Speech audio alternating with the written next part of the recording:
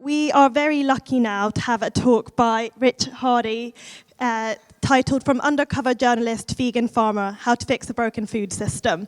So Rich, I'll pass over to you. Thanks. Yeah, thanks very much. Good to be in Manchester, coming from the tropics of Cornwall. It's always a little bit chilly when you get up this high in the country, but I brought a few fleeces with me, so I should be good. But yeah, it's been a really great conference so far. I missed most of yesterday, but by the sounds of it, you all had a good time. And it's really nice to see all the new energy and enthusiasm and excitement coming from the youth. I'm not part of that generation, I'm afraid. I'm a bit of an oldie in this world, but it's really nice to see all the things that you're talking about, thinking about, strategizing about. But hopefully you're just having a bit of fun too, because it's a tough world that we're working in, and just make time to take some time out when you need to. Never be afraid to do that. That's certainly something I've done. So I started out in the late 80s as a professional footballer in the UK. Can you believe that? A small guy like me playing professional football and a vegan at the same time. We all see and hear a lot more about plant-based sport, athletes, are fueled up on their plants, the Hector Bellerins of Arsenal, the Chris Smallings of Manchester United and Roma. Okay, I wasn't in that league. I was a little bit further down, but I thought I was not bad. The problem was I was vegan and no one was. That's 30 years ago now. 30 years plus, actually. And to be a plant-based athlete at that time, you were in a kind of very isolating world. It wasn't a good time, and as a result, I didn't really fit in. You weren't strong enough, you weren't fit enough, you're eating plants, you can't do it like that. I turned to campaigning, activism, like what you're doing now. And a vegan at that time, pretty tricky to get going, like in the vegan movement. If you wanted to make it your kind of passion, your desire as an occupation. So I actually started out in farm animal welfare as a vegan with Compassion in World Farming in the 90s. And actually that was a good call, because everyone's on a journey in relation to food. Everyone's starting at some point in relation to animals and how they see and view them. So it was good for me to work in that environment, and as I've progressed, I've been able to find my feet in other organisations and campaigns, and over the last sort of decade or so, it's been more focused on the vegan campaigning. So I've worked pretty much all around the circuit, if you want to call it that. But my main thing was actually working for a group called Surfers Against Sewage down in Cornwall. You might be seeing them in the news a bit at the moment as we fight this tidal wash of sewage being pumped into our oceans every day from a really antiquated water and sewage system. But all the time I was doing things like that, I was secretly working undercover as an investigative journalist. And from 1999, I started documenting what was going on in the animal industries around us. I was working with a small group of people, several of them around this conference, actually, which is great to see, and still doing this work. And I started looking at it from a different perspective and how I wanted to campaign, and I became very story-orientated, because what I was finding, I was going to politicians, going into their surgeries, turning up at Westminster, dumping, journals and pieces of paper, all with texts and reasons why animals felt pain and could suffer, and they were just being ignored. So what I was being told, actually, just show me the evidence, show me something visuals, show me something I can really connect with. And it was that point I thought, you know what, I'm going to do that.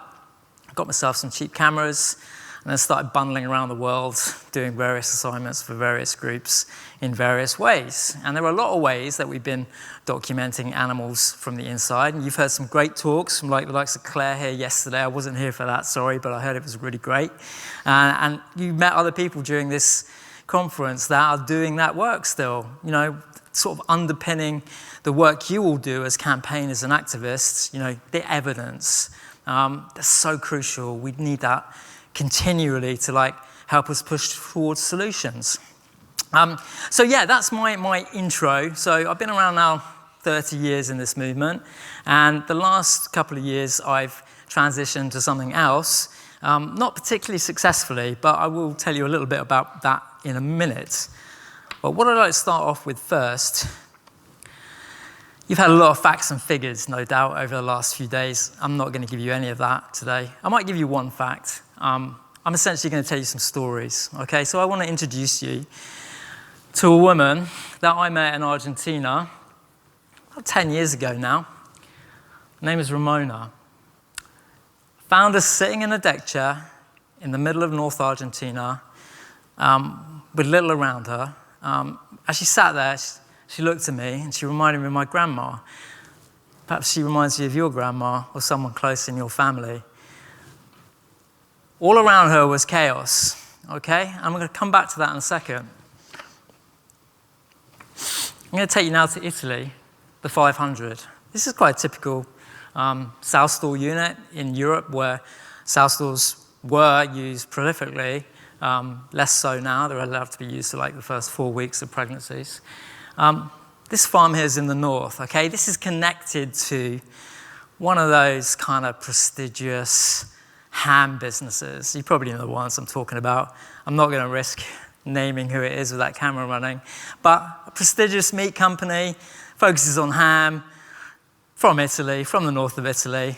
There's one or two of them that are around there. And their products are those products that you see in the supermarkets. You know, not pasture-raised, but language to that kind of extent. The wording is, you know, very sort of rural and rustic. Everything is wrapped in a Tuscan sunset, basically. You know, it makes you feel good about these products, and that's why they're so popular.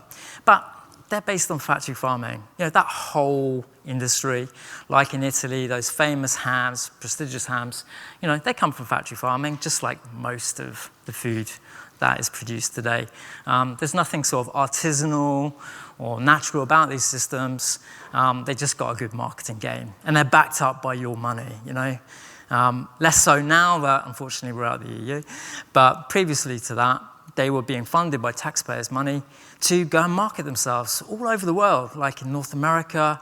You know, thousands and thousands and thousands of pounds these companies were getting to market their products overseas out of our pockets. And that continues today. So it's a crazy system, but what left me thinking about this unit was these pigs were like coughing and spluttering. It was like a Mexican wave, you know, rushing up one corridor and sweeping back down the other, hacking, coughing, respiratory illnesses. And most of them had pneumonia. You know, they were sick. And that's the thing about factory farming. You know, these animals are sick. The only thing that carries them through to our plates is the antibiotics they're on. They can just live long enough just to get to the slaughterhouse based on this cocktail of antibiotics that they're fed routinely day in, day out to keep them just living long enough to reach the consumer's plate. And what surprised me about this place was their pharmacy was bigger than my little pharmacy down in my little village in Cornwall, because that's the only way that these animals are going to survive. So this cocktail of like constant like medications to keep them alive is just prevalent through this industry. But let's come back to this place here, also in Argentina, deforestation. It's a sharp ruler edge that runs through the forest, one side alive, birds singing, you know, sloths crawling, you know, all kinds of animals like thriving in this sort of, you know, woodland tropical setting, but devastation all around. And these tractors and diggers are just pushing ahead day after day, you know, engines running, you know, fumes bellowing out the tops of the tractors, you know, another day of cutting. And the thing that saddens me most about all this is that Ramona, the woman I showed you in the first slide, she was sitting in that chair, but there was nothing much around her. She was under tarp because the land grabbers had come. They'd come and they'd taken her land, they'd taken her livelihoods, they'd crushed her house to the ground, they poisoned the well water. They wanted her land so bad. And that's not unusual, like in North Argentina and Brazil, the land grabbers rushing along to get the next hectare of land for them to be able to plant. What do you think? Soy. Exactly. Green gold. And I'm just going to pass a little seed around here, a little soybean. You take that, pass it around, see how it feels in your hands. Because that plant, in the right hands, is full of good. It's full of protein. It puts nitrogen back into the soil after being, grown. It's a really good pulse. And in the UK, we're starting to grow a little bit more of this. We can grow it. I'm growing it. That seed that I'm passing around to you is something that I've been growing in Cornwall on a very small scale, but there are farmers in the UK are starting to grow more of it, especially down the East Coast, where it grows pretty well. But the reason Ramona lost our home, her livelihood, her family, and I just don't know to this day what happened to Ramona, was because of this rush. And it's not for food. It's not for food, not for us. It's for feed. It's for feed to put into the mouths of the animals locked up in factory farms around the world. And that's got to change. And that investigation was the one that got a little seed running along in my mind, thinking, God, I need to be part of the solution. I spent 25 years just banging on about problems. I've got to be part of the solution here. I'm going to try and grow food for people, not feed for animals. And after, 20 years of doing that undercover work, I was feeling a little bit burnt out, feeling a little bit, my mental health was all over the place. Probably still is, to be honest. But I found growing food actually was really sort of good for me, good physically as well for me, it was really good, but mentally too. So I started a community-supported agriculture market garden in Cornwall, just outside Falmouth. And it was a 1 acre field I hired up off a landowner. And my basis was, I'm going to grow food for people, fresh fruit, veg, and I'm going to grow it without any animal inputs at all. I do not want to be a part of animal agriculture. I've seen enough of that. We need to show that you can do things differently. And I set about doing this every week, harvesting fresh fruit and veg, on a Friday, and getting it processed. And well, I say processed, there was minimal processing obviously for fruit and veg. It was basically out of the ground, into a box, and then into the neighbors' kitchens. And I could do that in 2-3 hours. You just think how far food travels around the world globally, hours and hours, days and days, weeks and weeks. I can do this in a few hours. People can have fresh fruit and vegetables, and I can help do something good with my sort of values and thinkings and principles. So I've been doing that for a few years, and the way I did it was seasonal food. Spend a lot of time over winter, just shut down for a couple of months, get everything ready again. I'd grow green manures, which are plants that basically after the crops come out, that you can put back into the ground, so puts more nutrients back into the ground.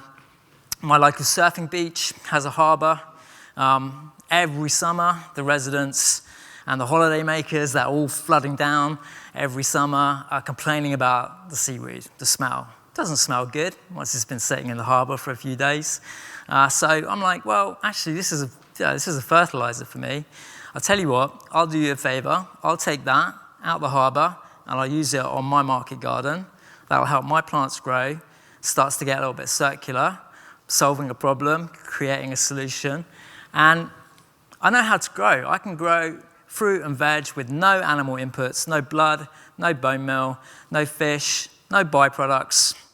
Because believe me, the fruit and veg that you get is coming still with connections to animal agriculture.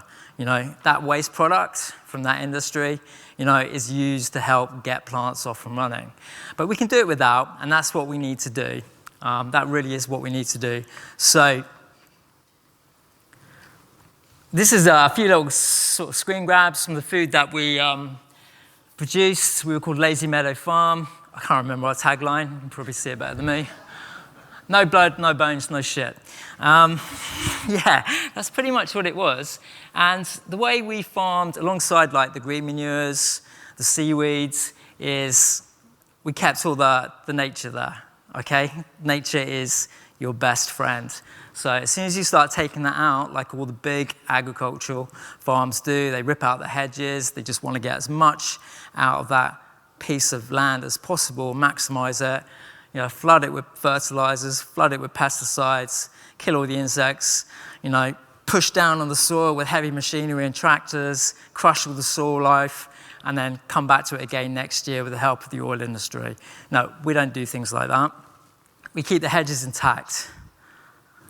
Birds, butterflies, bees, they're zipping through those hedgerows every day. They're coming into like the crops that I'm growing, and they're like, pollinating the flowers. Some of them are doing like the tasks that I don't want to do. I don't want to rip through all the little creepy crawlies and like cause harm to them. But, we've got a food system. Birds are part of it. Creepy crawlies are part of it. They get a little bit. But then I give a little bit of sacrificial ground where I plant crops for those pests that people call, and they'll just go all over there. I don't have to worry them that much where I'm growing.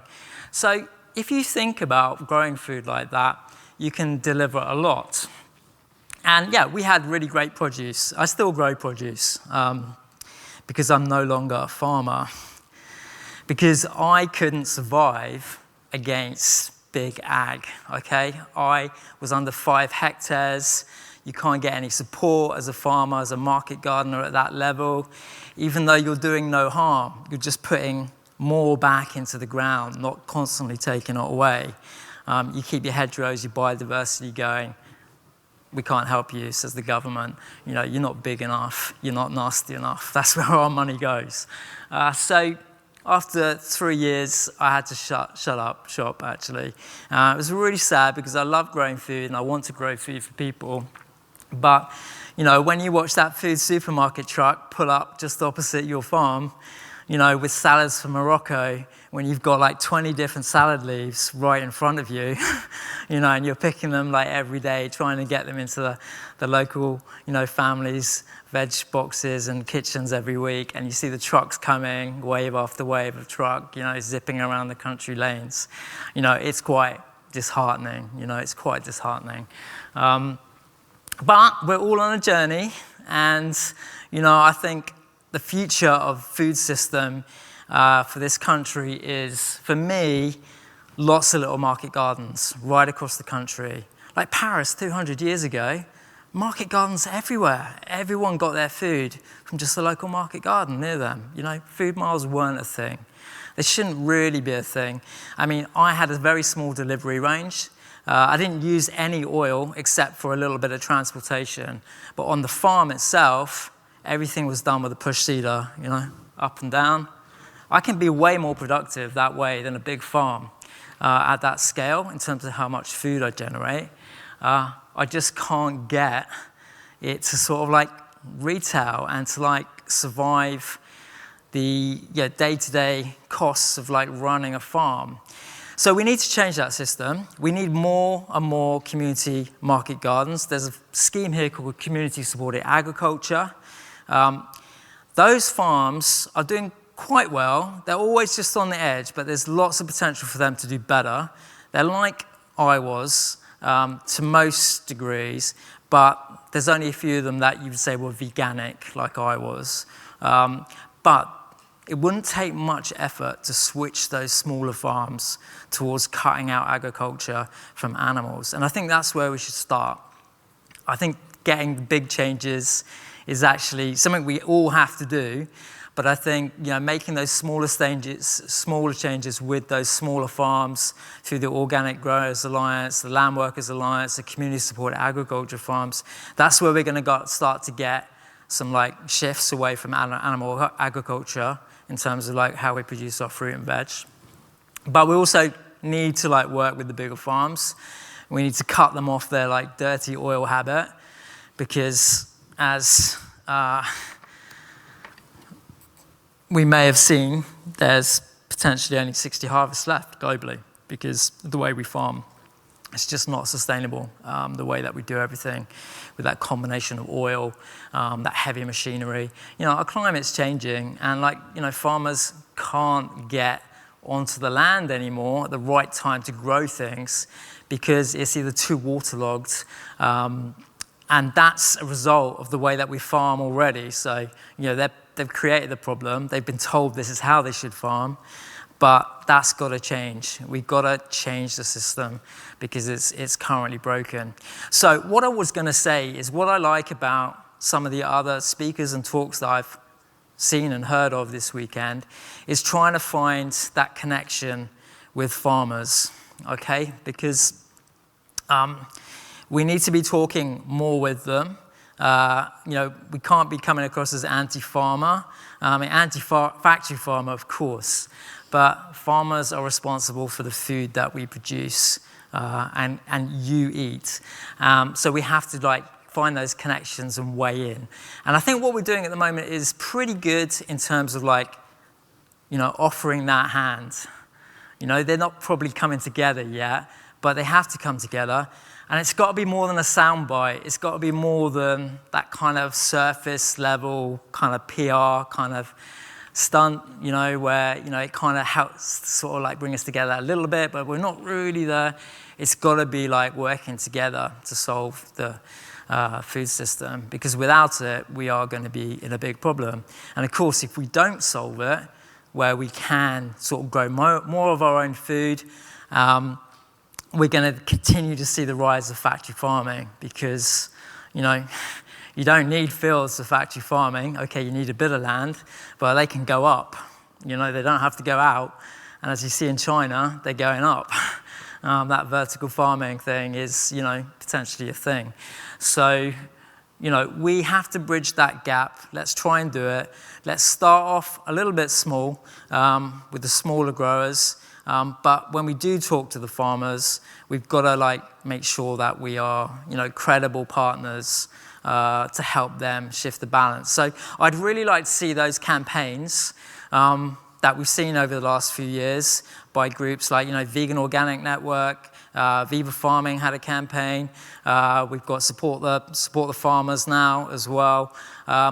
We need to, and in the US they got Transformation, which is a great little campaign as well. But we're only talking about a handful of people farming in the right way. It's just not enough. And those of them like me that tried but failed, need a little bit more help and support to get them going. And we need to invest in our local food supplies and our food chains, and try and wean ourselves off the supermarkets, because that's not good shit, to be honest. So have a think about that in your talks and as you network over the last few hours of today. We are doing so well, really so well in terms of getting veganism into everyday people's hearts and minds. We've done a great job on that. Obviously in the UK, meat's on the decline, but the number of animals still being factory farmed is, still going up, and it continues to go up. So big topics, but I know there's people in this room that can do it.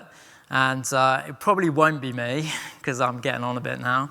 But I have a lot of hope and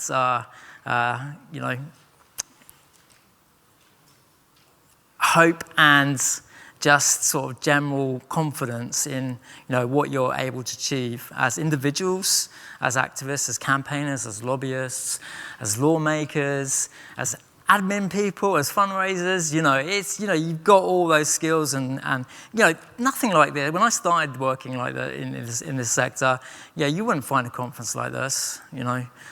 1990, you just like be laughing at the thought of like a group of people getting together at a big conference center like this, all the conference paraphernalia, and it just wasn't ever going to be a thing. But we have got to this point, and we're definitely making noises out there. Let's not let it crumble around the fact that we're not going to have the supply of food that we need to help you keep on track with your ethics, but just to bring the everyday common person into our issue through being more friendly and aware and sustainable about the products they buy and the farmers they support.